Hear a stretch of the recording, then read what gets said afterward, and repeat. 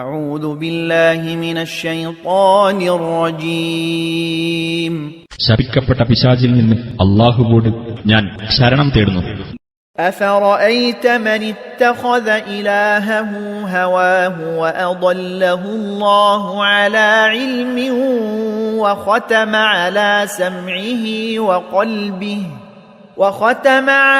سمعه وقلبه وجعل على بصره غشاوة فمن يهديه من بعد الله أفلا تذكرون.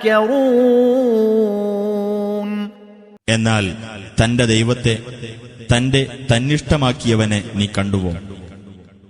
അറിഞ്ഞുകൊണ്ട് തന്നെ അല്ലാഹു അവനെ പിഴവിലാക്കുകയും അവന്റെ കാതിനും ഹൃദയത്തിനും മുദ്രവെക്കുകയും അവന്റെ കണ്ണിനുമേൽ ഒരു മൂടി ഉണ്ടാക്കുകയും ചെയ്തിരിക്കുന്നു.